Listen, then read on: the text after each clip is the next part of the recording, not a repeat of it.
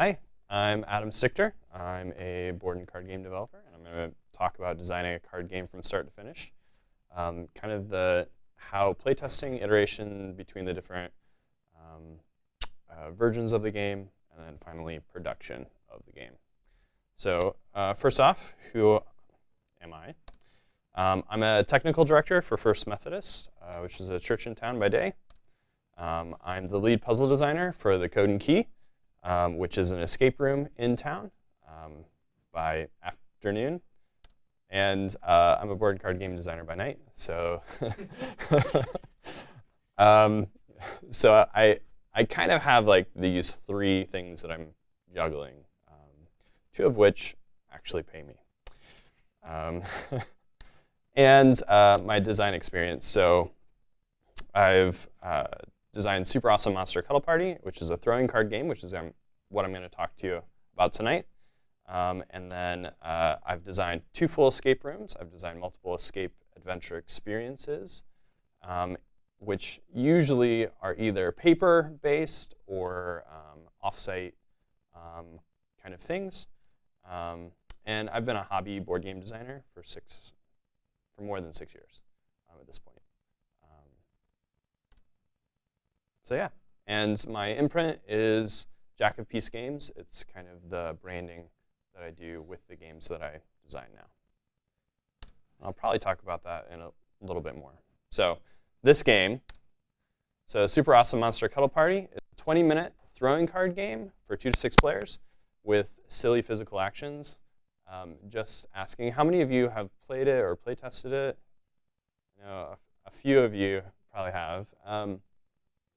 But the game is essentially that. You are throwing cards towards another card, and you have to do silly, fun actions while you're doing that. So I actually have a video here that I put together to introduce people to what the game is, because a lot of the people that I talked with who are, I would say, not game designers, who are like people in my friends, parents of kids or other people like that, were like, you throw cards? What? So I created a video to help people understand the concept and kind of how this goes. Hello!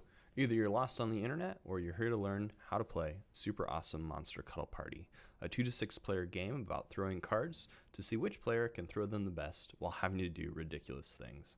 Start by choosing a set of monster cards. These include 5 monsters. Looks like there is a huge amount of lag here. Monster cards of 1 monster type and 1 matching baby card. Then shuffle every player's baby card and choose 1 card randomly. The player whose baby card was chosen becomes the first player. So let's see if we can restart this web page. Hello! Either you're lost on the internet or you're here to learn how to play Super Awesome Monster Cuddle Party, a 2 to 6 player game about throwing cards to see which player can throw them the best while having to do ridiculous things. Start by choosing a set of monster cards. These include 5 monster cards.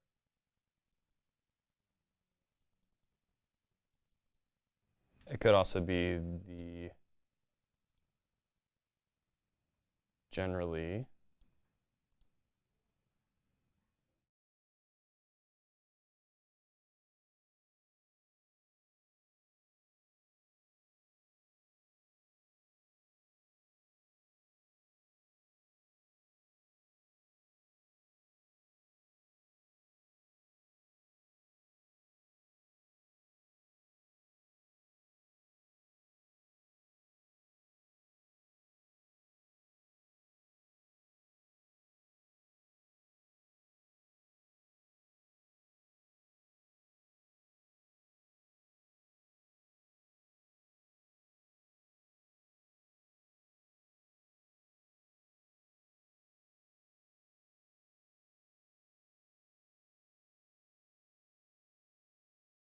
You're lost on the internet or you're here to learn how to play Super Awesome Monster Cuddle Party, a 2 to 6 player game about throwing cards to see which player can throw them the best while having to do ridiculous things.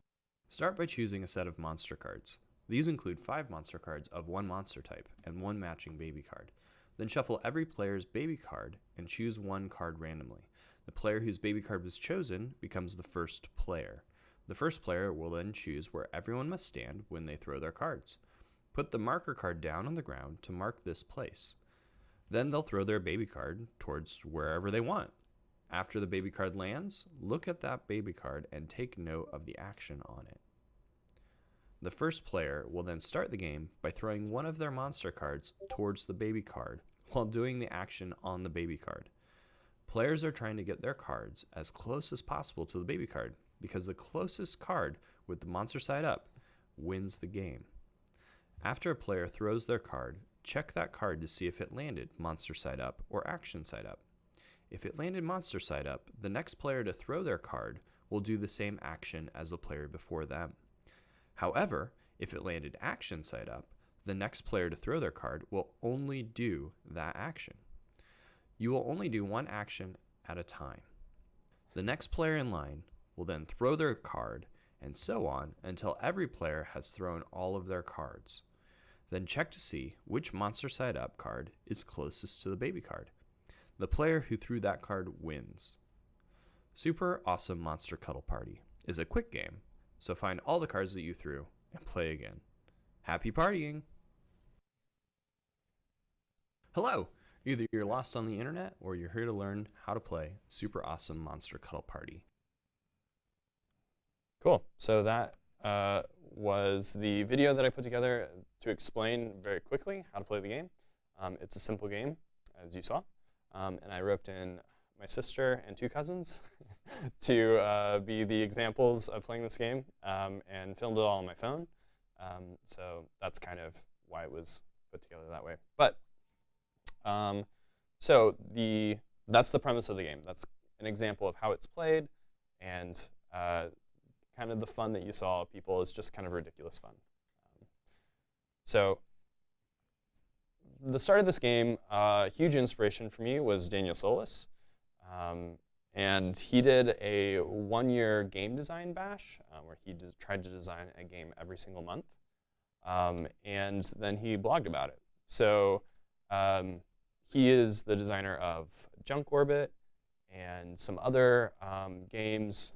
Before he did his year-long game design thing, he actually had a game published, and so this kind of started him into designing kind of freelance, and he just wanted to get a repertoire of games going. So he put them all up for sale, and you can still find them.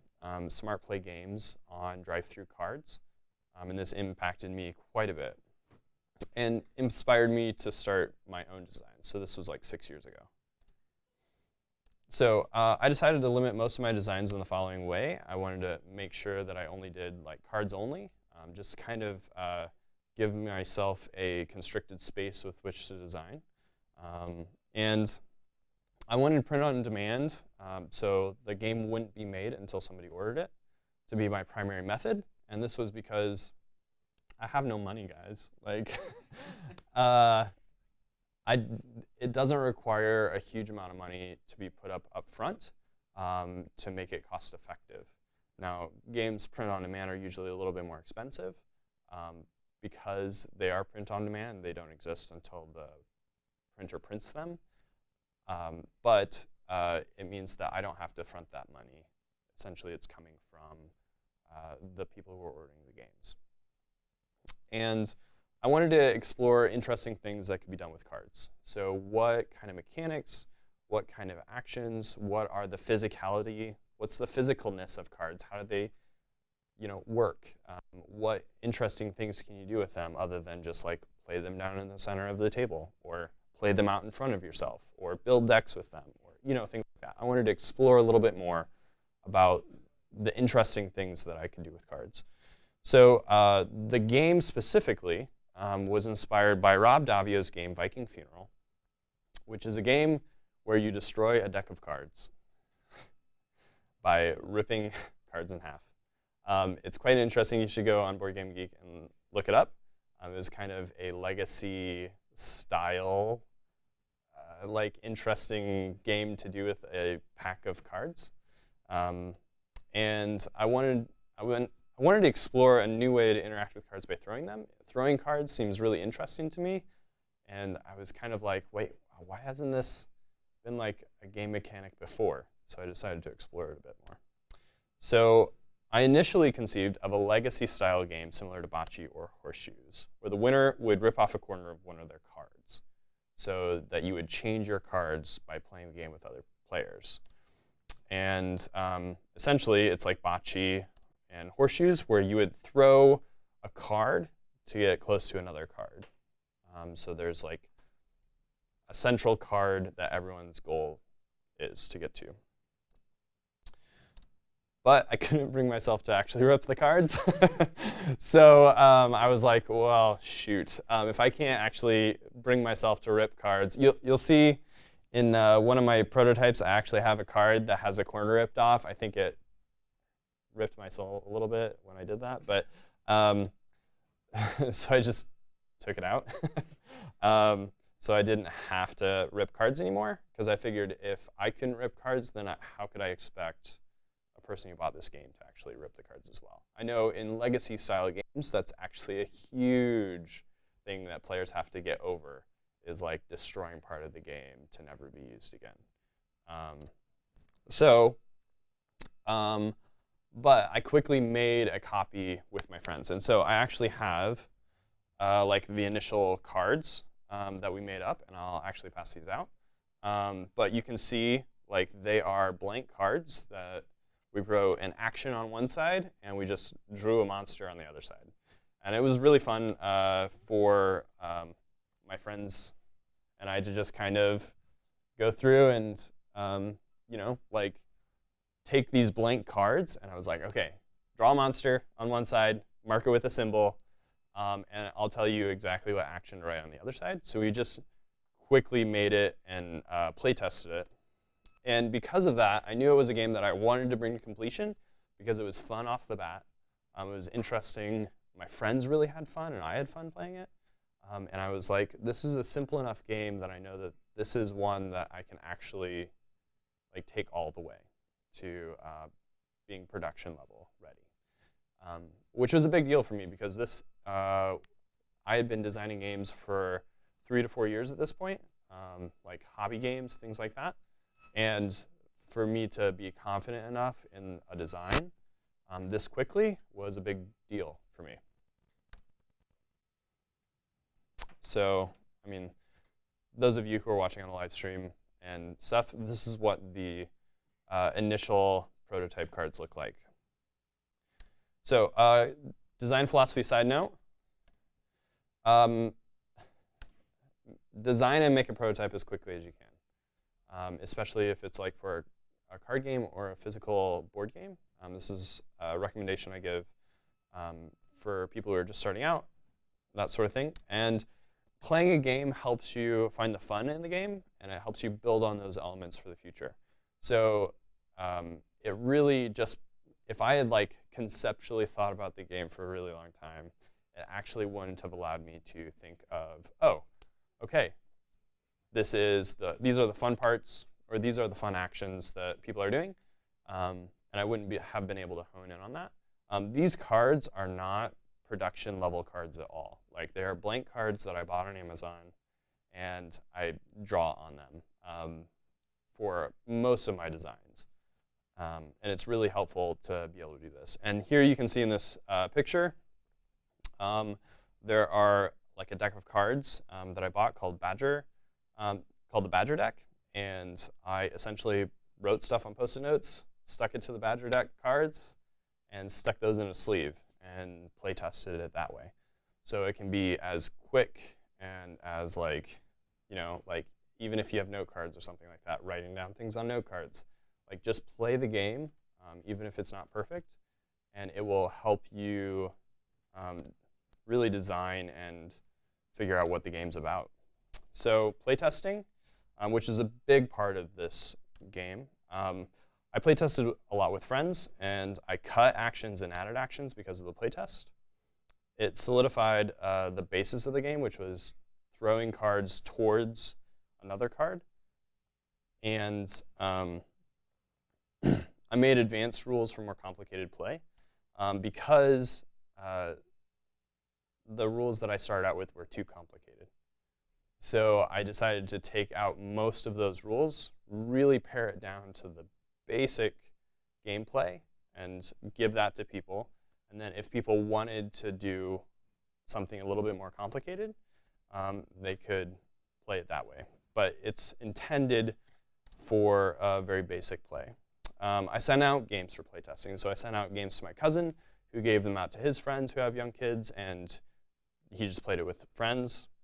And because of that, I made the game simpler. I cut rules. I used to have rounds, so you would play over several rounds. And now it's just you play once. And if you want to play again, awesome.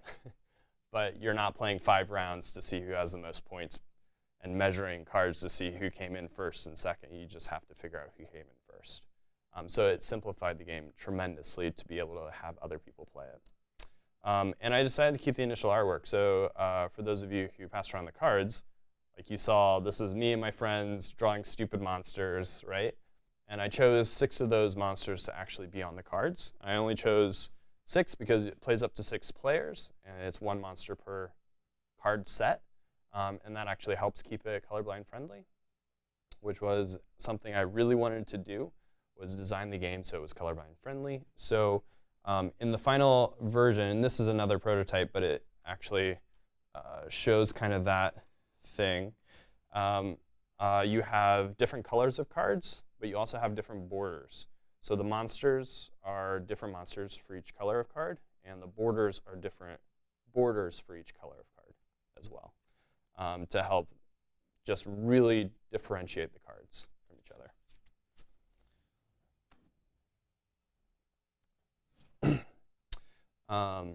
And I watched people play the game without telling them how to play the game.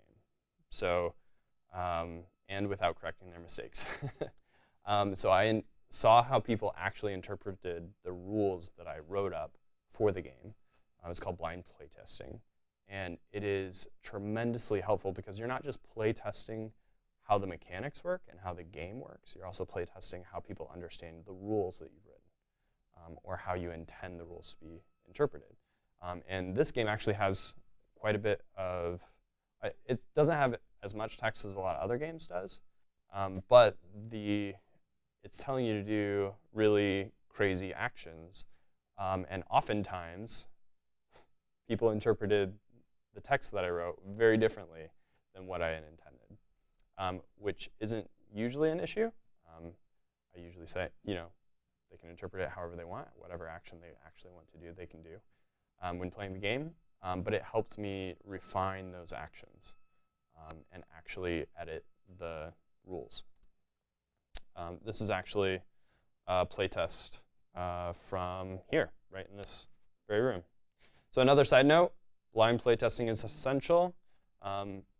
Give somebody the rules and let them play.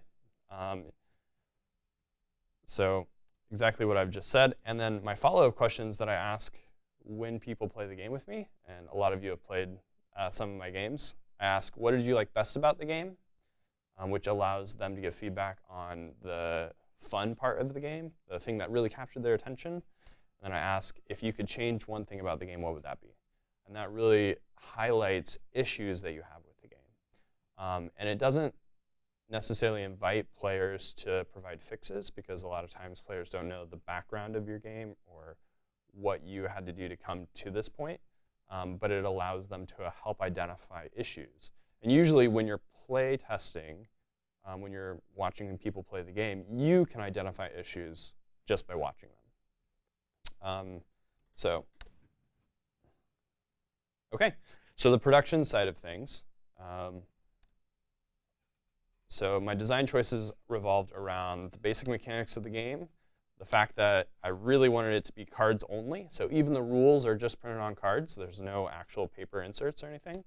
And that it's a print on demand, which means that I don't have to upfront money for any of this.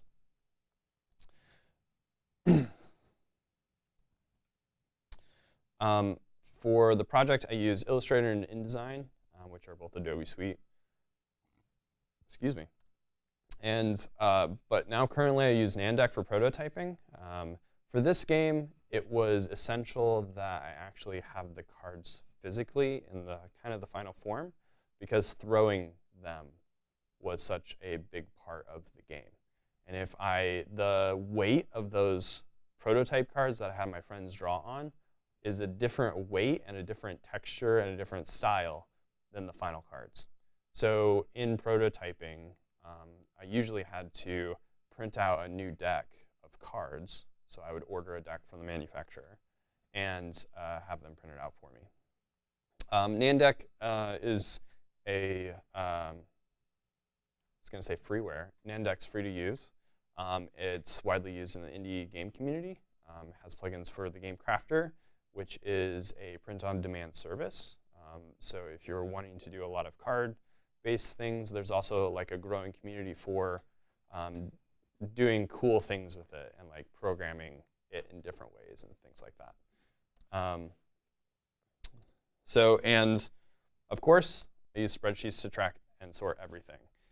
So I'm going to show you some examples about the process of what it looks like to design a lot of these cards. They'll be kind of an InDesign, but essentially here you'll see that I number every single card, and then I number every single card face, and then I number every single card. So the PNP over here on the left is 1A, 1B, because each card has two different sides. And then I had actions, and I actually sorted those actions, color-coded them for myself to see how easy they were to do or how difficult they were to do or how much I wanted to change certain actions. I've also got, over there on the right, you can see like the app backgrounds.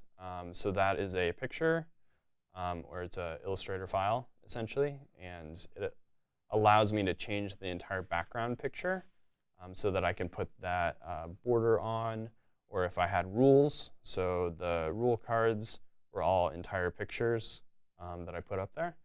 And this allows me to change and put notations in and really keep track of how things are progressing and to quickly edit and reiterate.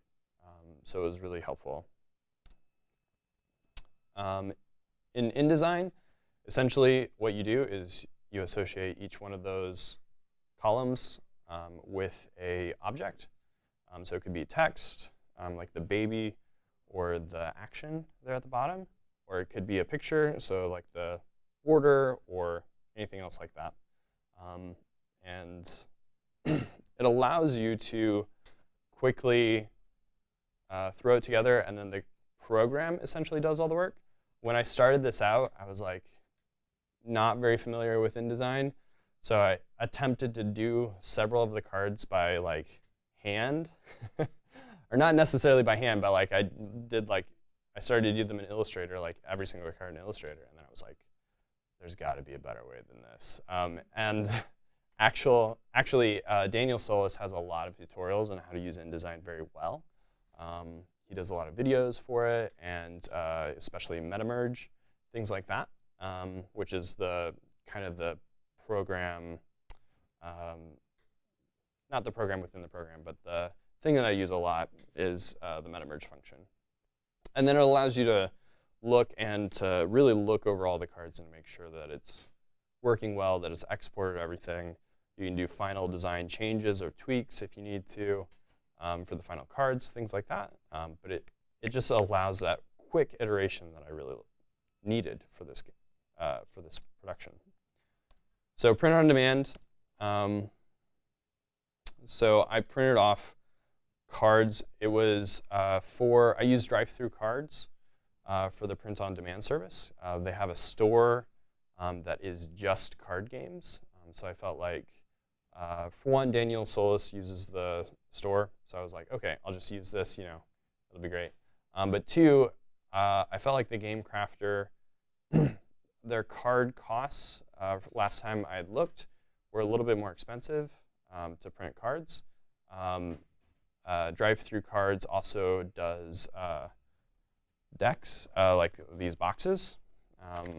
And I know that the Game Crafter now does that as well. But one of the things that I wanted to make sure was that I could get new copies of it, right? So whenever I order a new copy of the deck, it costs me usually $8 to $10 per deck. That's with the deck box, and it's only a 2-week wait, which isn't that bad, especially if you're waiting for pre-production design copies or something like that. That's a really good time frame.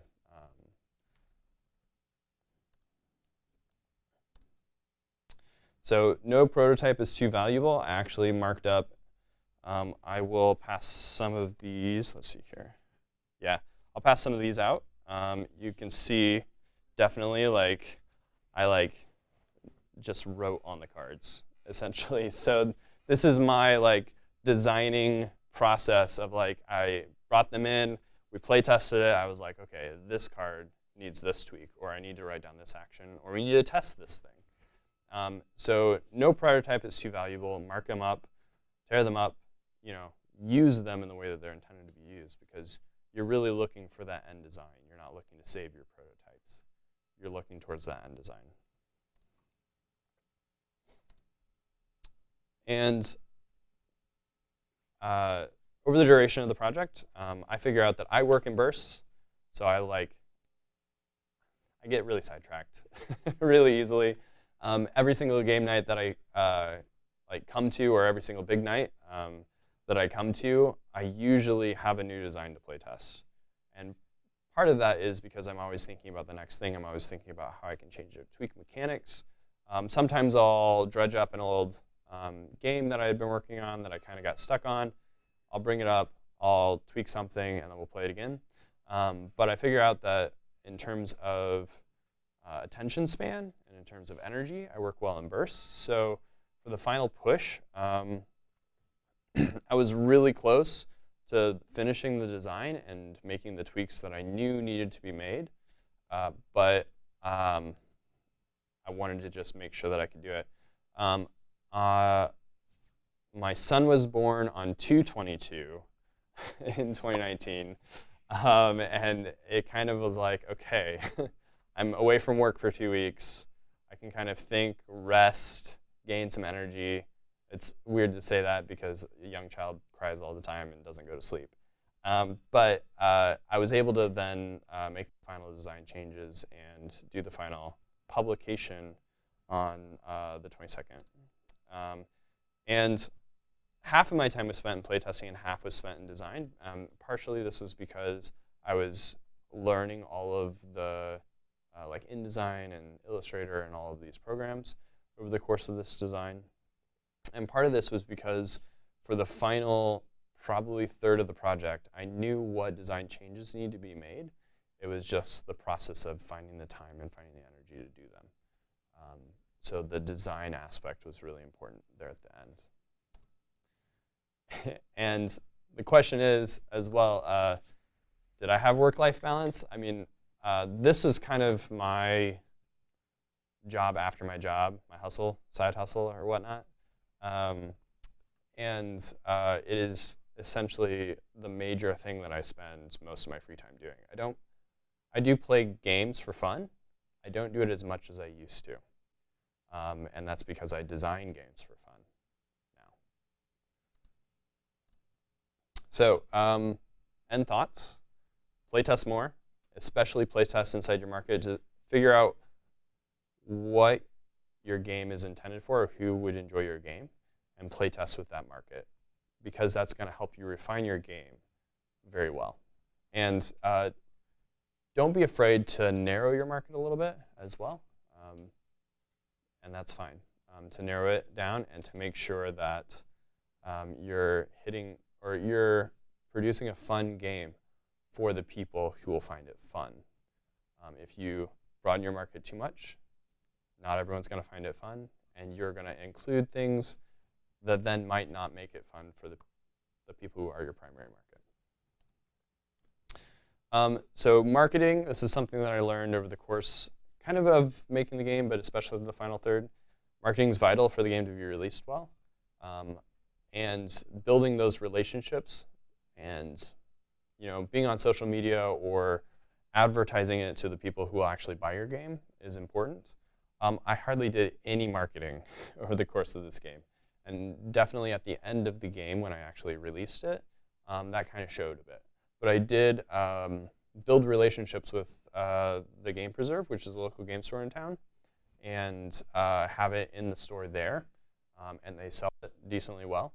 I do have relationships with other designers and other friends who have gone over to the store and bought it, different people like that.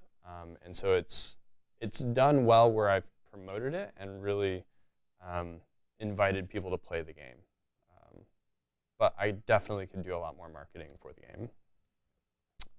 So build relationships, continue to pitch your game. It's going to help you refine what the game is. Now, pitching a game, so you might pitch it to publishers, you might pitch it to other friends, other designers, and that's really going to help you understand the mechanics of the game and also possibly get it picked up for publication by a broader venue, somebody who can do more marketing than you can, who can hit more audience than you would be able to, that sort of thing. So this was a big part of why I decided to do this final push there at the end. Create a lot of ideas, but make sure that you follow through with some to the end. You can get really good at starting games, but be horrible at finishing them. And if your goal is to actually create games, you need to be good at finishing games as well. Same thing with any sort of creative endeavor that you do. You can be really good at starting things, but not really good at finishing them. And I wanted to become good at finishing games as well, which is why I wanted to make sure that I took this all the way through to the end. So these are some resources that I use fairly regularly. Some, of course, are more valuable than others, but there's a ton of resources available, especially from the last 5 years. Because the indie board game design just kind of has exploded in terms of who's designing, the welcoming atmosphere of just bringing in your own game, having other people play it, and trying to take it from start to finish. Like I've been saying, print on demand is very accessible now, and it allows almost anybody, even really horrible designs, to put their game up and to get friends to buy it, things like that. So yeah, right now, I've kind of said this. Do you all have any questions for me, or any questions about the process, about kind of what happened? Yeah. You were going to say more about Jacoby's Games? Yeah. So, thank you. Jacoby's Games is kind of this game company I'm in the process of creating. It is intended to publish games that promote peaceful interaction and games that promote really nonviolence resolution as well. So part of this was I personally am a pacifist, and I see a whole bunch of games where the main conflict resolution is violence.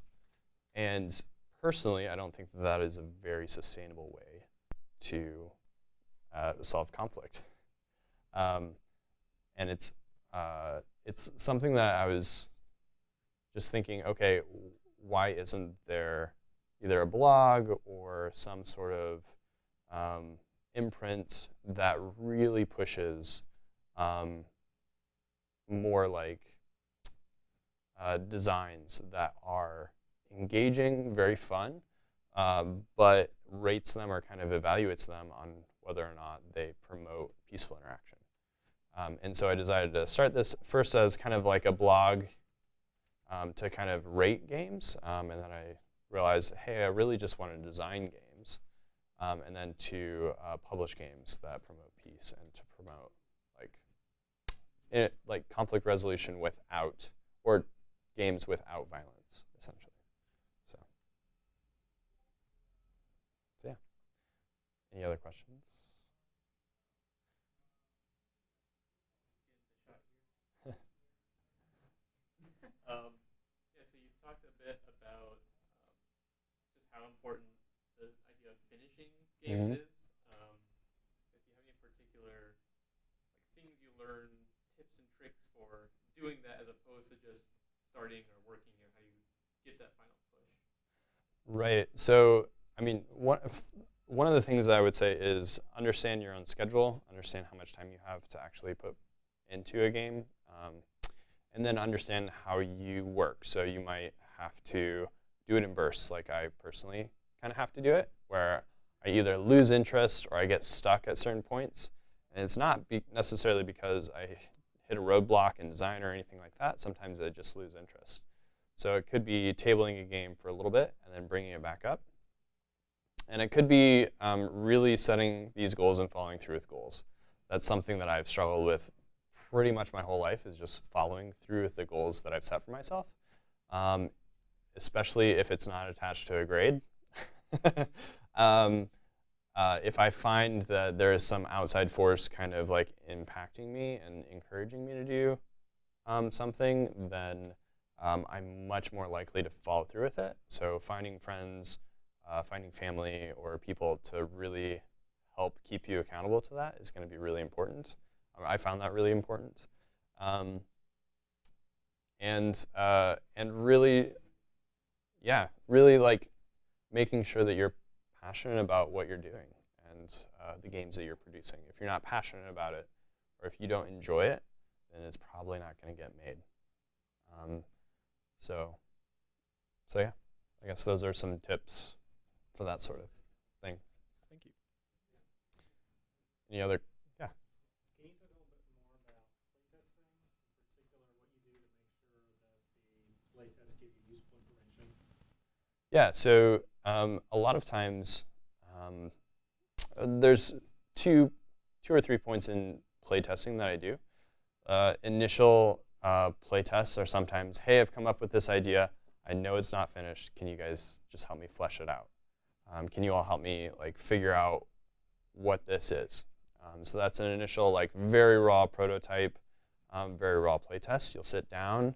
People will know it's not finished, and you'll try to play through the rules that you have kind of assembled. And sometimes you'll just like go halfway through the game. I've done this especially with some of you. I've been like, nope, this game is done. Like I know exactly where it's at. I know exactly what's wrong with it. Playing through a couple rounds of it or something has helped me to kind of determine that. And so I'll fix it and either bring it to a future, to a future point, that sort of thing.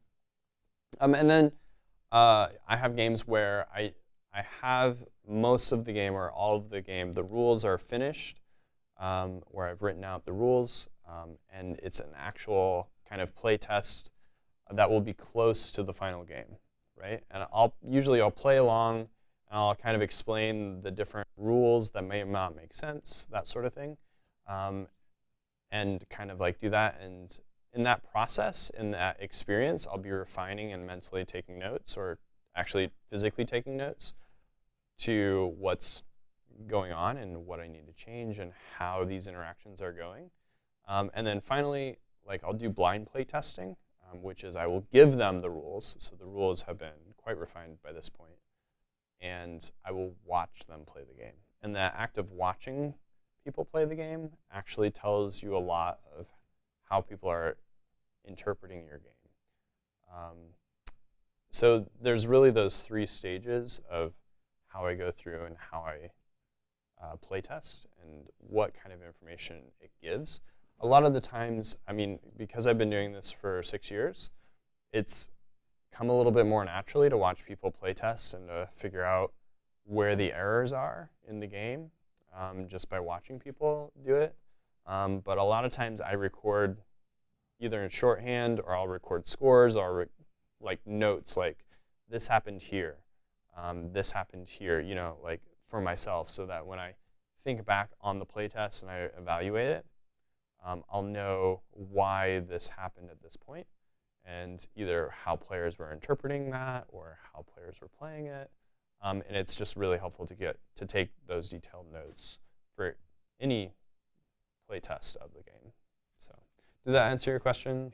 Yeah. Cool. Any other questions? Yeah. Thank you.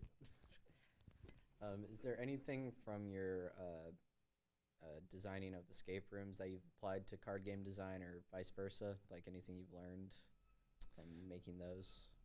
Yeah. So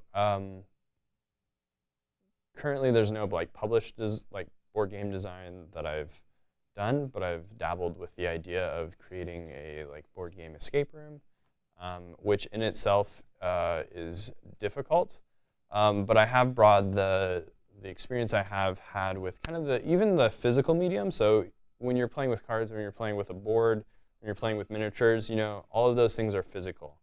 And escape rooms really take and look at how you interact with physical things, because most of the stuff that you're doing in the escape room is a very physical object.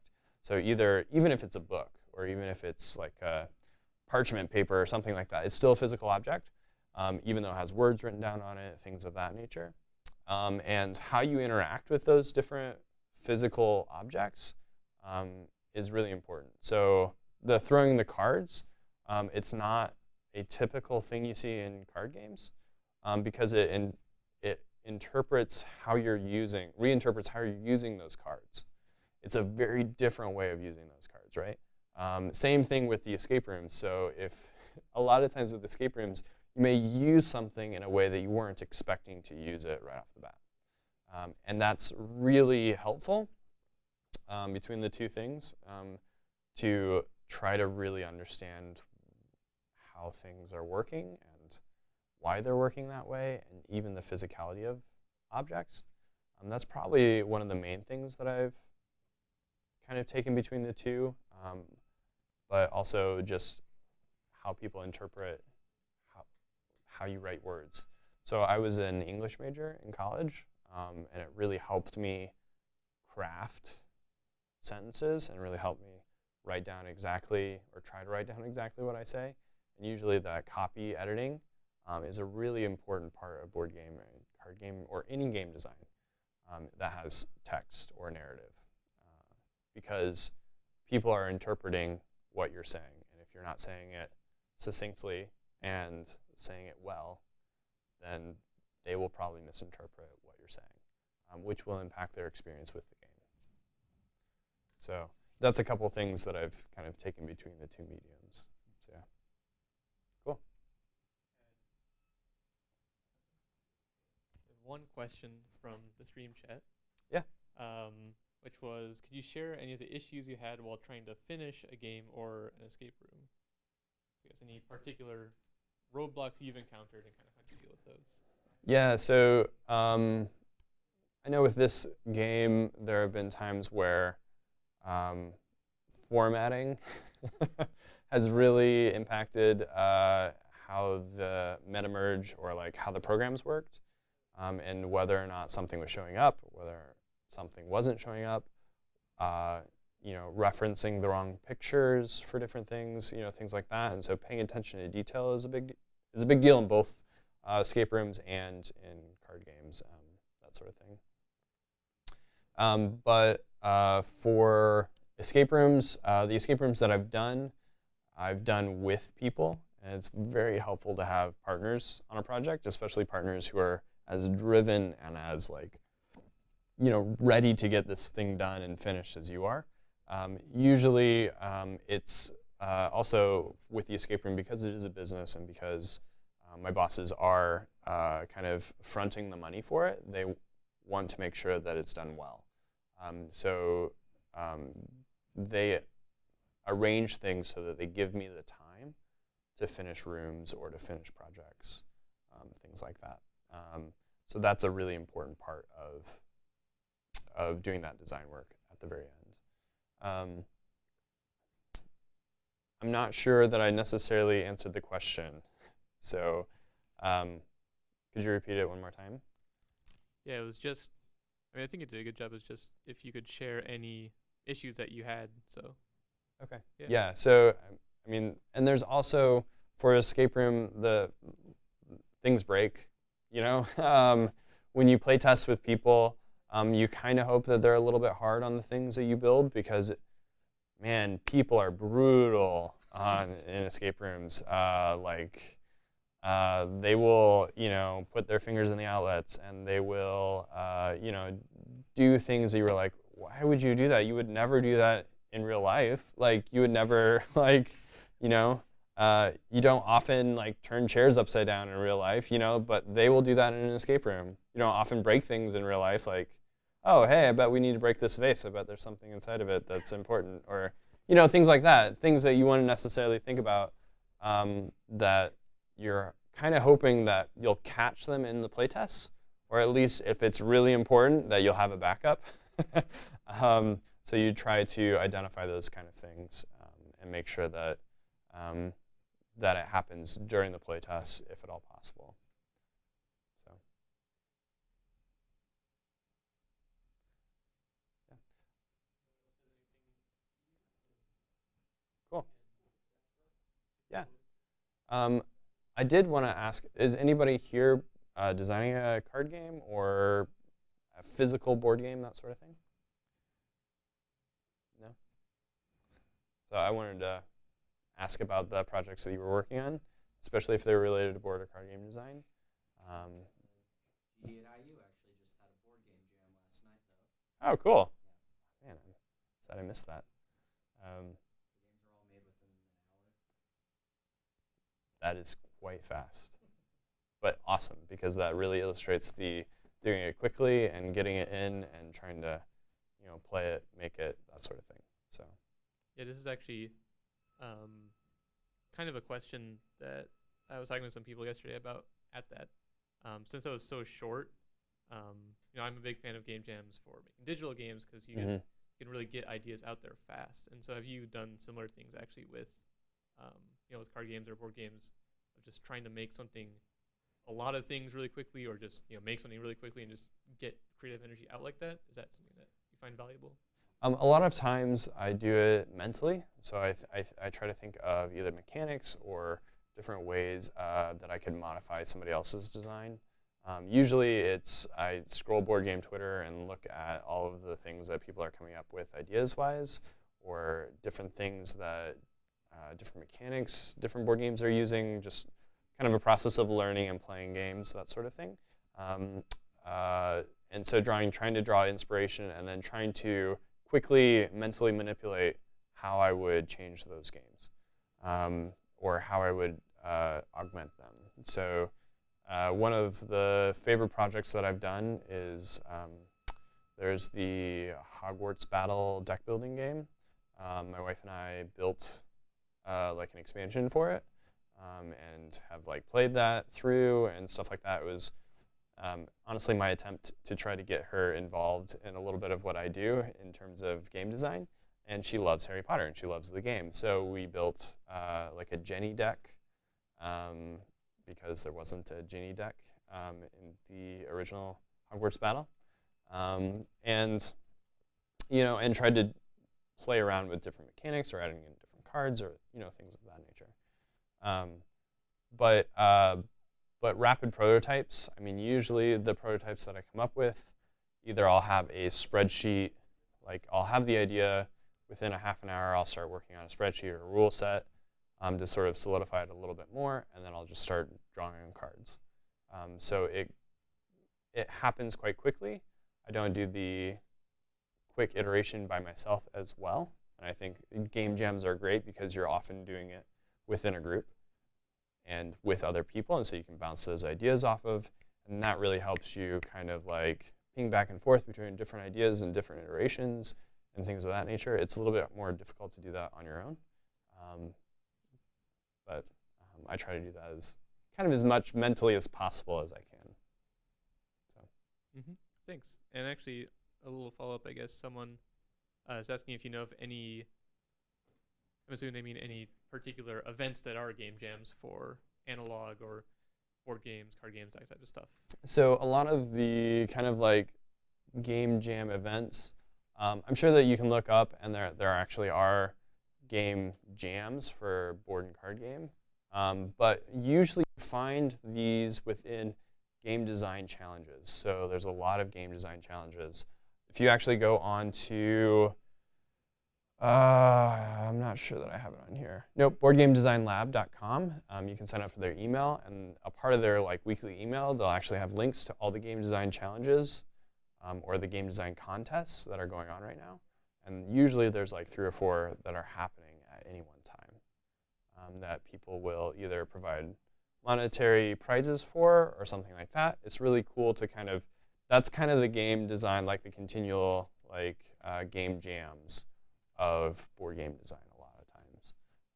So there will be design restrictions or design themes or different things like that that will be in these contests. And it's really cool to watch other people because they'll tweet about the contest or they'll share their designs. And so you'll get this month-long or 2-month-long process of designing around a group of other people. So it's a little bit less quick, but it still happens iteratively pretty quickly.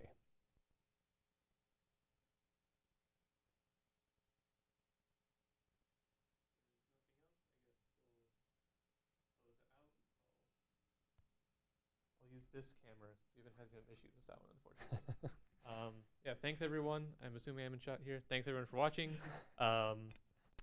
Our next talk will be early next month, and so stay tuned for that. And yeah, thanks to Adam for coming out. Thank you for having me. I appreciate it.